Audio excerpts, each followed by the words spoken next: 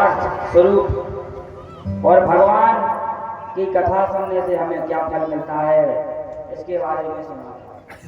समय का काफी अभाव है, ज्यादा अधिक धूप होने की वजह से कथा विलंब से विलंब प्रारंभ हो रही है, इसके लिए सभी से क्षमा चाहते हैं। फिर भी भगवान ने जितना समय दिया उसको हम अपने समय को सभी उपयोग करने का प्रयास करें। निमिते सूचमासीनं विभादं महामतिं कथामृतरसा स्वाद कुशला सौनिको ब्रवीत। नैमिषारण्य का नाम तो लगभग आप सभी लोगों ने सुना होगा। नैमिषारण्य उत्तर प्रदेश जो लखनऊ है, जहाँ के उत्तर प्रदेश के मुख्यमंत्री सीएम योगी आदित्यनाथ निवास करते हैं। जैसे जैसे आप हमारे यहाँ भोपाल में, वैसे ही लखनऊ के पास में नैमिषारण्य नाम का एक तीर्थ है। एक बार की बात है कि 88,000 सभी ऋषि वहां पर एकत्रित हुए और भगवान की भजन साधना करने के लिए बैठे थे।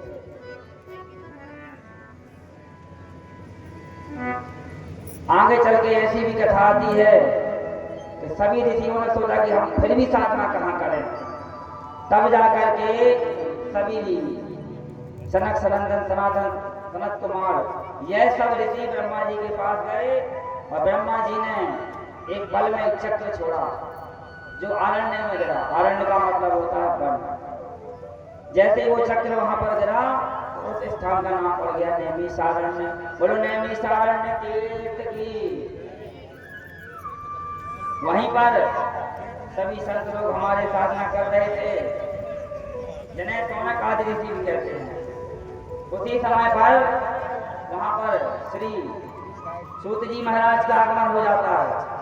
सूत जी महाराज कौन है?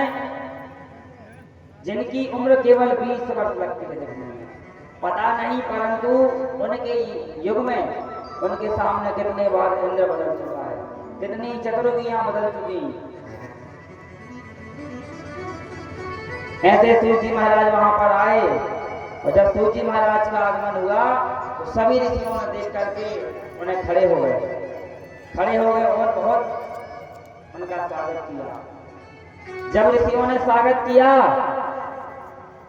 तब सूत जी महाराज ने कहा, हे ऋषियों, आप हमारा इतना स्वागत क्यों कर रहे हैं? ना तो हम जाति में बड़े हैं, ना तो हम धन में बड़े हैं, ना किसी भी चीज में बड़े नहीं हैं, फिर आप हमारे लिए इतना प्रश्न क्यों कर रहे हैं, इतना प्रयास क्यों कर रहे हैं?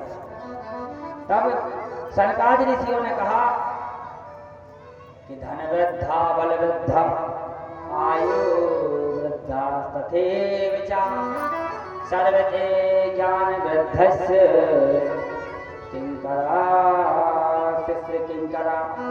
सौनक जी ने कहा, महाराज, कोई धन में बड़ा होता है, कोई पद में बड़ा होता है, पर ये सब बड़े नहीं होते। सबसे बड़ा वही होता है जो ज्ञान में बड़ा होता है। ज्ञानी व्यक्ति को ही बड़ा किया जाता है। राजा पूजे देशस्य, ज्ञानी पूजे सर्वत्र। जो राजा होता है वो केवल अपने राज्य में पूजा जाता है, और जो ज्ञानी होता है वो पूरे विश्व में पूजा जाता है।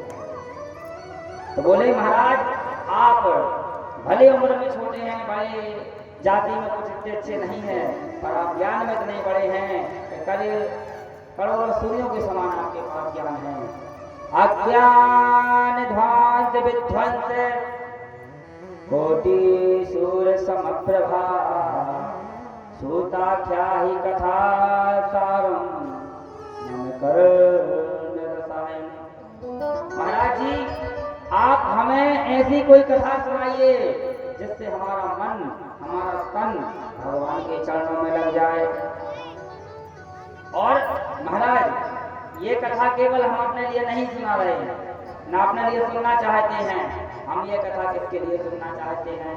देखो संत की परिभाषा, यह गोरे कलौ प्रायो जीवस्ताम सुरताम गता कलेशान्ताय स्थवे शोधनं किं परायणम्। महाराज यह जो कथा है, यह सत्संग हम कलयुग के भटके हुए जनमानस के लिए पूछ रहे हैं। लोगों ने केवल धन को कमाना ही कर्म समझ बैठे कि भैया पैसा कमा लिया और बाल बच्चे बड़े कर लिए, उनका विवाह कर लिया तो यही धर्म है। लोग अपने कर्म से विमुख हो गए हैं। तो महाराज ऐसी कोई कथा सुनाइए जिससे संसार के लोग भगवान के चरणों में लग जाएं, उनका मन भक्ति में लग जाए। श्रेषाम यद भवेक्षाणाम भावनानाम च पावनम। जिसे सुन करके भक्तों का मन भी पवित्र हो जाए, इसलिए ऐसी कथा सुनाई है। चिंता मरण लोक सुखम सुदूर सर्ग संपदाम परीक्षति गुरु प्रीतो वैकुंठम योग दुर्लभम। इसलिए सूत जी, आपने जो अपने गुरु से सीखा, आपने जो बड़े बड़े संतों के मुख से सीखा, वह संतों का प्रसाद, वह कथा आप हमें भी सुनाइए। क्योंकि मैं आपको बता दूं, संतों के पास या किसी विद्वान के पास जाए तो संसार की बातें मत करना। संतों के पास जाए तो बस ये सा प्रश्न मत करना कि महाराज हमारी दुकान चलेगी कि नहीं, हमारी बहू हमसे झगड़ा करती है, वो शांत कैसे होगी, हमारे घर की दिया बिगड़ गई है, हमारा भविष्य बता दो। ये परमार्थिक मतलब व्यर्थ के प्रश्न है, ये परमार्थिक प्रश्न नहीं है। संतों के पास जाओ तो केवल परमार्थिक प्रश्न करो। संतों के पास जाओ तो केवल एक ही प्रश्न पूछो कि महाराज आप यह बताइए कि हमारा मन, हमारा दिमाग भगवान की भक्ति, भगवान की सेवा सत्संग में कैसे लगे। क्योंकि किसी ने कहा है कि जितने सुखी आप हो उससे ज्यादा हम हैं, और जितने दुखी हम हैं उससे ज्यादा आप हो। बस फर्क इतना है कि हम अपना दुख आपको बता रहे हैं और आप अपना नहीं बता रहे हो। बाकी इस संसार में दुखी सभी लोग हैं। किसी ने लिखा है कोई तन दुखी, कोई मन दुखी, कोई धन बिन रहते उदास, थोड़े थोड़े सब दुखी पर सुखी राम के दास। इस संसार में यदि कोई सुखी है तो वह केवल भगवान राम का दास है। इस सूफी में लिखा है कि इस भरी बस्ती में, किसी सूफी ने लिखा है इस भरी बस्ती में हमारे आंसुओं को कौन पहुंचेगा। यहाँ देखो हर किसी का दामन भीगा लगता है। कहने का अर्थ यही है सूफी का, क्योंकि सूफी सभी लोग गा सकते हैं। सूफी में यही कहा है कि हर व्यक्ति दुखी है। जब इस प्रकार की बातें सोनक आदि ऋषियों ने सूत जी महाराज ने सुनी तो बहुत प्रसन्न हो गए। और सूत जी कहते हैं कि सोनक जी, अब आप लोग सुनना ही चाहते हो तो सुनो, हमारा जीवन कैसा है। बोले हमारा जीवन कैसा है। काला ब्याल मुखाग्रास त्रास निर्वाण सहेट में, श्रीमद् भागवती वार्ता कलौ की भाषिका। बोले हमारा जो जीवन है वो ऐसा है, एक बहुत बड़ा अजगर सर्प है और अजगर सर्प ने अपना मुख खोल करके रखा है। जैसे हम लोग भी काल की घड़ी में चल रहे हैं और हम जीवित कब तक हैं, जब तक भगवान के यहाँ से हमारा बुलावा नहीं आया या फिर काल का चक्र हमारे ऊपर नहीं चला। एक बहुत बड़ा अजगर सर्प है और उस अजगर सर्प के मुख में हम चले जा रहे हैं। और जैसे ही अजगर सर्प अपना मुख बंद करेगा और हमारा गोविंदाय नमो नमः हो जाएगा, वैसे ही इस संसार में हम ऐसे हैं कि पता नहीं कब हमारा बुलावा आ जाए तो डॉक्टर कह देगा कि साइलेंट अटैक है। इसलिए हमें पता नहीं है कि कब हमारे जीवन की अंतिम सांस आ रही लौटके कि नहीं आ रही। इसलिए उन्होंने कहा कि कलयुग में मुक्ति पाने के लिए, कलयुग में भक्ति करने के लिए श्रीमद् भागवतम शास्त्रम कलौ कीरेण भाषितम, हर पल हर क्षण हमें सत्संग सुनना चाहिए। क्योंकि अभी संसार है, यहाँ भी कई प्रकार के ग्रंथ हैं, 17 पुराण, 6 शास्त्र, 4 वेद, किस किस को सुने। लोग इसी में गुम रहा है कि आखिर हम सुने तो सुने क्या।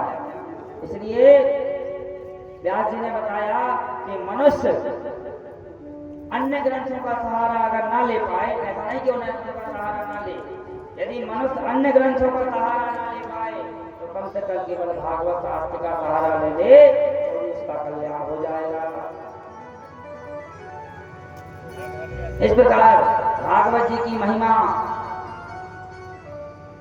सूत जी सौनक जी को बता रहे थे और सूत जी ने कहा, बोले सौनक जी भागवत शास्त्र की महिमा को मैंने प्रत्यक्ष देखा। तो बोले जिस समय राजा परीक्षित को 7 दिनों में तक्षक सर्प रखने का श्राप लगा था, वहां पर सभी 33 करोड़ के देवी देवता अमृत का कलश लेकर के आ गए। सुखम नत्वा वयम सर्वे सुकार कुशला। बोले सभी 33 करोड़ के देवी देवता वहां पर आए। कहा? जहां पर राजा परीक्षित गंगा के किनारे बैठे थे। 33 करोड़ देवी देवता आए, उनको पता चला कि सुखदेव जी राजा परीक्षित को कथा सुना रहे हैं। जैसे ही सुखदेव जी ने देखा, बोले ना हमने बुलाया ना परीक्षित ने पुकारा, आखिर ये देवता स्वार्थी यहाँ बिना बुलाए कैसे आ गए। बोले हाँ भैया बताओ कैसे आना हुआ। बोले कुछ नहीं महाराज, हमने सुना कि आप बहुत चिंतित हैं और राजा परीक्षित को 7 दिन में तक्षक शब्द रखने का श्राप लगा है। हम चाहते हैं कि आप परीक्षित को अमृत पिला दीजिए। और सुखदेव जी कहते हैं अमृत पिला दीजिए मतलब लाए हो तो पिला दो। बोले नहीं महाराज, ऐसे नहीं पिलाना है, पहले हम एक सेवा कर लें। एवं विनमय जाति सुधा राज्यो प्रियताम प्रपश्यामो वयम सर्वे श्रीमद् भागवतम। जैसे ही देवताओं ने कहा कि अपन अदला बदली कर ले रहे हैं, तब सुखदेव जी को हंसी आ गई। सुखदेव जी ने कहा कि अरे देवताओं, अरे ठगियो, अरे छलियो। मतलब वहां पर ऐसा किसी ने बताया है कि सुखदेव जी ने उनको देवताओं को गालियां तक दी। संस्कृत की भाषा में कहा कि बताओ, कर दी ना दुनियादारी वाली बात, तुम्हारा जो अमृत है वो कैसा है। क्वा कथा क्वा सुधा लोके क्वा वाचा क्वा मनन महान ब्रह्मरात्रो विचायव्यम तथा देवान जहासहा। बोले अरे ठगियो, तुम्हारा जो अमृत है भली इसे पीने से व्यक्ति अमर हो जाता है, और जो तुम्हारा अमृत है वो कांच है, जो हमारी कथा है वह मणि है। कौन व्यक्ति होगा जो कांच के बदले मणि देगा। कहने का अर्थ यही है कि भागवत शास्त्र को मणि बताया गया है। ऐसा कोई व्यक्ति नहीं है जो कांच के बदले मणि देगा। और बहुत गुस्सा हो गए और देवताओं को भगा दिया। और भागवत में ऐसा वर्णन आता है, पितरे भागवती वार्ता गेहे गेहे जने जने कारिता कर्ण लोभेन कथा सारो स्तोत्रा। कहा, यहाँ तक बताया, सभी भी मैंने बताया था कि जो कोई व्यक्ति भागवत शास्त्र भागवत की कथा को करता है या करवाना चाहता है, उसके पहले यदि कोई ब्राह्मण या कोई कथा जजमान पंडित के यहाँ जाए और भागवत कथा करने की दक्षिणा का ठहराव प्रस्ताव अगर लेता है तो उस व्यक्ति को ब्रह्म विद्या चोरी करने का अवसर लगता है। और चाहे आप कैसी कथा करवा लो, भव्य करवा लो, भंडा करवा लो, लेकिन यदि आपने श्रीमद् भागवत कथा शास्त्र पुराण की बात कर रहा हूँ, यदि आपने इसका मूल किसी भी ब्राह्मण से किया है तो फिर आपको कथा सुनने का फल नहीं मिलेगा, और वो तो ऐसा रहेगा जैसे रात में किया गया हवन। तो अवक्ता से विद्या ना करो सा कथा मिलते, सभी देवताओं को भगा दिया। तो जब देवताओं को लगा कि अरे ये तो हमारी बेइज्जती हो गई, हम इतने बड़े स्वर्ग के राजा हैं और हमें बताओ एक मामूली सी पोथी मामूली सी किताब की वजह से भगा दिया। तब सारे देवता ब्रह्मा जी के पास गए और ब्रह्मा जी से शिकायत की। बोले ब्रह्मा जी बताइए भागवत की क्या महिमा है। ब्रह्मा जी ने कहा महिमा तो हम खुद ही नहीं जानते, सुना है पर भागवत है। तो बोले एक काम करो, भागवत का क्या वजन है, भागवत की क्या महिमा है, इसको तोल लेते हैं। तो ब्रह्मा जी ने क्या की, तराजू ली, तखरिया। तखरिया के दो पल्ले होते हैं, तो एक पल्ले पर उन्होंने संपूर्ण वेद शास्त्रों को रख दिया और दूसरे पल्ले पर केवल भागवत। और जैसे ही भागवत को रखा तो लिखा है लघुन्यानि जातानि गौरवेण महत् तदा ऋषिगणा सर्वे विष्णुं परमं ययो। जैसे ही भागवत के पल्ले को हटाया तो भागवत जी नीचे रह गई और संपूर्ण वेद शास्त्र ऊपर उमड़ गए।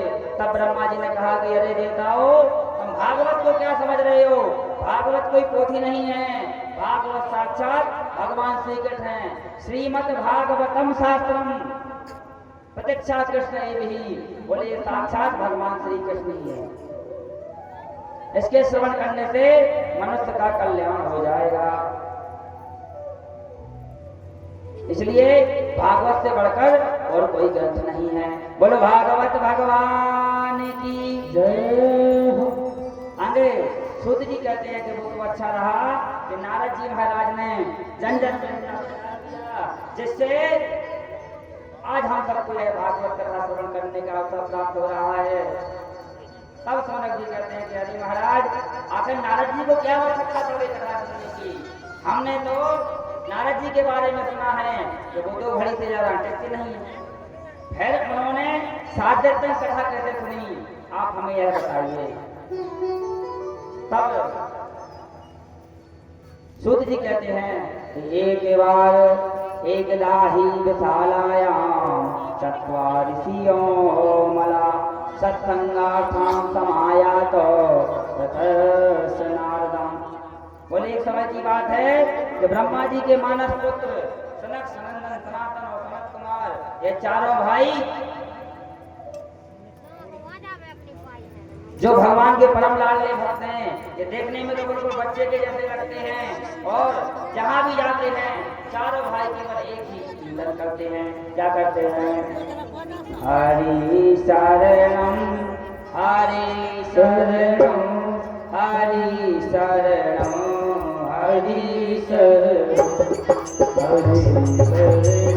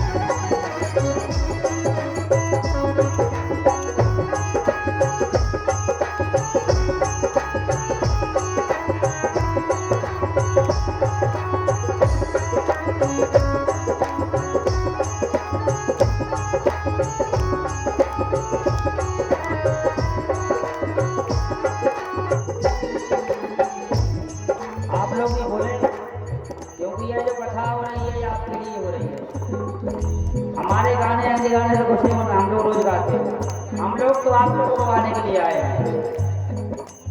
ये भी रोज गा रहे हैं और हम भी रोज गा रहे हैं। आप लोग गाइए, बोलिए बड़े भाव से। हरि शरणम हरि शरणम हरि शरणम हरि शरणम हरि शरणम हरि शरणम हरि शरणम हरि आवाज आप लोगों की आओ। हरि शरणो हरि शरणो हरि शरणो हरि शरणो